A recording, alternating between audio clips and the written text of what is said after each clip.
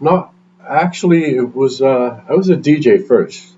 I used to play at small little parties here and there in Jersey and New York. Uh, Okay. let's just say that with the experience that I had listening to music, the way it was delivered, uh, the sound, your selection, all of that, my influence came from the Loft, Paradise Garage, Body and Soul. Except that you were Those were mixing the all tracks, you were not just playing them influences. one by one. Right, but it was the selection that was really important, Of you know. course. But those were all my influences, and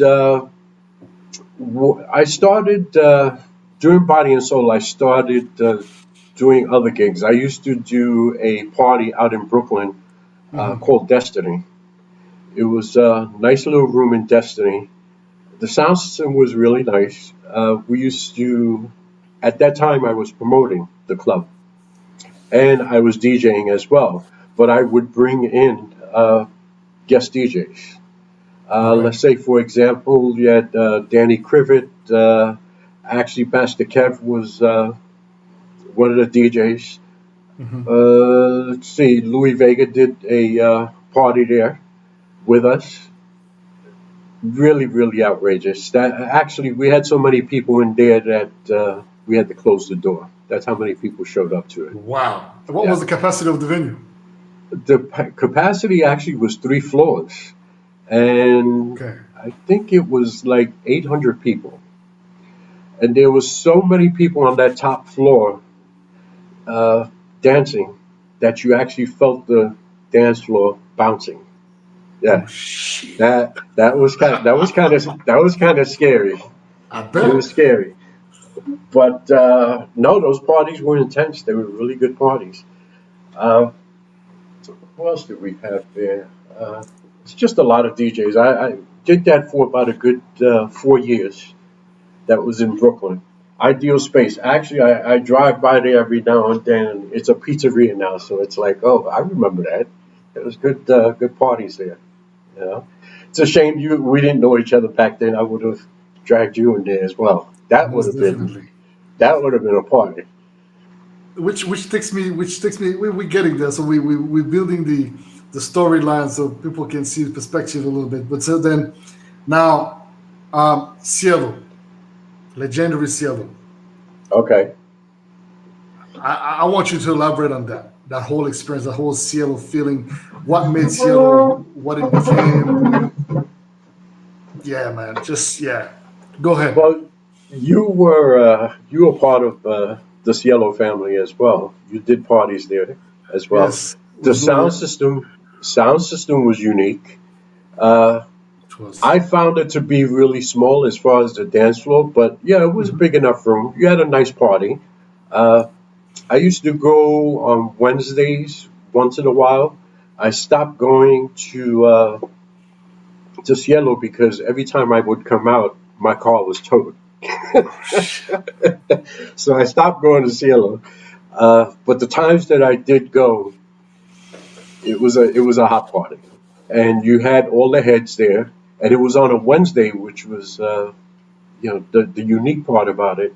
Usually people would go out Friday, Saturday, and Sunday, but Wednesday people would go to Cielo.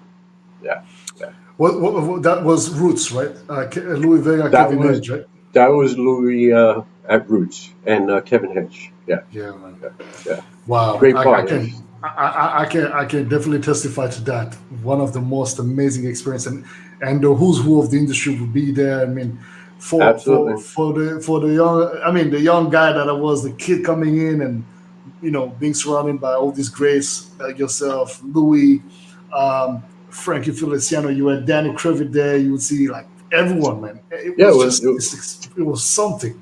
was an industry party. You had people that would come from all over. People that came in from Yeah. Italy, Yep. people that came to New York from Italy would stop at Cielo. People that came in from France, everywhere that knew about music, wherever they came from, they would definitely go to Cielo. Supposedly, Lady Gaga used to go to Cielo to the Roots event. Actually, when before Really? she broke, yeah, before she became big. Wow, look at that. Well, I wouldn't recognize her. If she went now, I'd recognize her. But back then, For sure. I wouldn't recognize her. Which then takes me to how we actually met, and wow, this kindred spirits connection. Yes. I have got to say to a lot. So I had the pleasure and honor to have Papa Shulade last week on the show, and spoke of how much of an influence and contributor he's been for my growth as an artist, also in the industry, but even more so as a human. Um, but it's even utterly important for me to have you on the show because you have played a massive, massive role in creating the connections on a much more solid ground between Louis Vega and myself. I Okay. had done a release with Mr. V, which was a remix of an artist called V featuring Jill Scott that actually was originally came out on BBE. Shout out to Peter Adakwa, and Okay. it was a song called Born Again. So I did a remix of that, sent it to Mr. V, whom I had met at a club, also famous venue in Brussels that closed now. Big shout out to Sedina, the Living Room in Brussels, legendary venue. And so I sent it to Mr. V. He loved it. Asked me to send him all the stems for him to do a proper mix down and add like some, arrangements to it. Sent it to Louis. They released it. Nothing really came out of that, but eventually we're linked. And you actually are responsible for also introducing me to the French twins, who obviously now are, just like you, family thicker than blood. Yes. And Yes. you've made the link with Louis. You're like, yo, Bodhi, your music is just so unique. Like, what's up? And you made that link Well, happen, and well, this it is was a history. sound. I have to give it to you. You have a sound. When I first heard it, it just blew me away. Just blew me Thank you. away. I always told you that every time you do a track, what do I always say? Where did you get that kick from? You always Hmm. have like the perfect kick to all your songs. And Thank you. when I first heard your sound, I was like, oh my god. Um, and then of course, I was fortunate enough to know Louis Vega because I've known Louis for many years, even before I was a DJ, before he was a DJ. We go far back, Wow. and yeah, I had spoken to Louis and I had told him about Boddhi Satva, and I think I got you guys connected and you guys started talking, On and AIM, I that's remember when on things AIM. took Yep. off. Yep. Yeah, I yeah, remember. that's when things took off. Yep. And I remember you used to come to the States and you used to stay at my house when I had the house in Newark. Yes, And sir. then Louis had called you and said, let's go into the studio. And you went over to his place and then you started working on your albums. Yep. And it was good to see that because, when somebody has a talent or they have something to offer, why not just help push that person so they can, take it to where it needs to be heard to the masses, and Absolutely.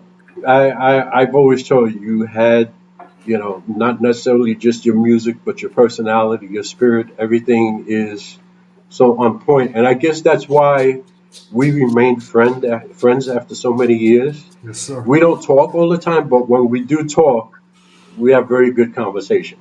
Always. And I always enjoy talking to you, and vice versa. And Absolutely. I even attempted, to get you to come to the States a couple of times to play some parties, and Yeah. we still got a lot of years to, to play with. Inshallah. Boat rides are coming up. Boat rides are coming up either this year or next year, but I'm going to jump back on board again and start my party again on the boat rides. And Sounds good. I'm throwing it out there. You're coming down. You're coming down to Well, do it. You don't even have to say that twice. That goes Yes, without yes. even. That's it wasn't even an answer the question, and and it's very interesting because I remember that you picked me. Was it in Brooklyn? You picked me. Where was it? The first time we met, I was staying at your place. Yeah, I Um, picked you up at a friend's house in Brooklyn. was it? That was a, Who was that? Was that? Wasn't it? I'm wondering. Wasn't it you and Friday? No, no, no, no. That's the time I stayed with you and Friday was a different time. no. You stayed with. I think it was an Airbnb, a share or something like that. But I believe the guy was a DJ as well. He was a DJ, and I remember I went to pick you up. But we got a nice little story behind that too. You want to share it? Well, okay. Well, let's get into it. So, y'all gotta understand. So, for me, when I come to New York, I believe that's the first time. It was the first time I was coming, or second time. Can't remember, but I know it was one of the first times I was coming to New York. So Right. we had linked up on AM. We would speak all the time, da da da. And then eventually, come and stay at my place. And that day you came to pick me up. It was an afternoon, late afternoon, I remember. And so I believe this person was dropping me off, or there was something going on. But as we were about to hug each other, because it felt like obviously we've been talking to each, but we've known each other in a much different way. Like spiritually, we can't, like we've known each other before, and Yes. there was this massive electricity shock that came and actually scratched. I don't know if it scratched you or me, but it seems like the Orishas was like, "Yo, this is it. This is a big bro, little bro connection right there." It's like Exactly. and you were like, "Oh, it's validated," and it And was just it was a pretty big scratch too. it was a pretty big scratch indeed. You had like there was a little bit of blood coming out. So, and then you took me to your house with Tech. Oh my God, your dog Tech, man. Yeah. Oh May you man, rest this in dog. peace. May you rest in peace Rest in indeed. Such a beautiful dog, man. And that was my first time witnessing winter in New York. Like I had never witnessed winter in New York. It was crazy. You took me to there was this show with it was like a serious no, it was the logo was like the eye of Horus, and it was like this live recorded or pre-recorded show. You took me in. There's a picture of us actually outside that spot. Yes, that was As in there was Ray that was in Vasquez, that was Deuce in Newark. Martinez, Newark, yeah. In Newark. I forgot the name of the place, but yeah, I know what you're talking about. Yeah, actually, I still have that picture myself. Yeah, man, and that was it, man. You took me around. I mean, you looked after me, his family, and I remember there was this night Deuce came. We had like dinner. Was just always just good, and you can throw down a meal, bro. Oh man, Papa Luke can cook. Oh man. Which leads me to where I'm at now. You know, So now I've always been a foodie. Yeah. I can testify to that. Your food is, oh my God. I remember you would put down a meal and a half, and you would have like, I still remember you had a table set up, and then you had a DJ booth in front of the window, and then that's where you played me Right, you right. played that Slavery Days joints. You played me all these classics. You actually like Mm, burn music on. Oh man, yeah. we would play records and you would just educate me, and we would have good food and just conversations and man, I get goosebumps and chills just talking about this era, man. It was pivotal in shaping my ear and just me as a man as well. It was beautiful, beautiful, beautiful, beautiful. Well, welcome, Yeah, beloved kindred. Welcome indeed. Thank you. absolutely. Greetings, greetings, greetings. Um, as you say, you're a foodie. So now, we're skipping a couple of years and we fast forwarding to you moving to Puerto Rico. How was that move for you, and what was that transition like from you working at the At was it Circle Line. Pier? Yeah, exactly, and Circle Line, and then your new business as an entrepreneur. Like take us there, man. Well, uh, I was Si at c'est clair, Circle là. Line. I was at Circle Line for actually 25 years. And what happens is, I was the director of event planning.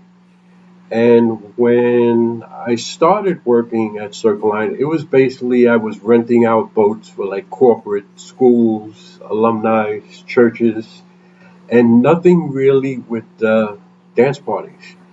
And I actually introduced my bosses to dance parties. I took a couple of my bosses to a few clubs so they can get an idea. And I says, well, we can do these on the boat. And they gave me the project and they says, well, let's give it a crack and see what happens. And that's when we go back to the David Mancuso thing when we did the boat ride with David Mancuso. He was one of the guest DJs. And you had a huge amount of DJs that played. You had Kenny Carpenter, you had Andre Collins, you had Louis that played, you had David Mancuso that played, Danny Crivet played. It's you name it. Everybody basically was hired to play on these boats. And once my bosses started seeing what was taking place, it was peaceful. There were no fights. Everybody would drink, dance, Yeah. have a good time. Then I started moving into renting out the boats instead of for the company events. Then we started renting out the boats, and that's when all these boat rides started, kicking in. The first test that we did was the River Ocean Party that I used to do with Louis. We used to do it yearly on one of these boat rides. And then after River Ocean, then you had 718 came on board. Uh, yeah, all the major 718 parties in is New York. Danny Krivitz's event, right? That was Danny Krivitz and Benny Soto. Minnesota, Then you yeah. had all the other organizations that would come in and do boat rides. Then at that point, I met up with a gentleman by the name of Benoit Shah. And Benoit, I actually contracted him to do boat rides, but with some of the top DJs. It's more like the progressive, new, underground type of dance Sound, party. yeah. Okay. And those parties, of course, your bosses want to see revenue being generated. So Yeah. they were very lucrative. They made pretty good money. There were never any problems. And we continue on. Actually, right before I left my job, my predecessor took over and he just ran with it. And they're doing pretty good. And this is something that was totally unheard of because no other boat company was doing this in New York City. And Circle Line actually built new boats customized for dance parties. They made Wow. 3 levels. They put a stage on the boat, and So it became a viable business for them to build an yeah, actual cater for absolutely, that. Wow. absolutely. Actually, they built 7 boats, the same model, which is Okay. 3 levels, and these boats used to hold 600 people. So the parties were pretty intense, pretty Right intense before COVID, parties, right? and and hopefully, it'll continue this year, if not next year. See what happens. I know I'm going to throw mines again, but I won't do it until it's safe enough to Yeah. have parties. And like I said, mark the calendar. You're coming down. You already know, man. You already know. You know, as I Exactly. said, we don't even have to stutter about it. Act, yeah, actually, I did. The last party I did was I had Rocco as my guest, and Yeah, I remember that also one. You wanted me to be there Yogi as from well. You wanted me to be there for that party as well, but we right, couldn't make it work. Yeah.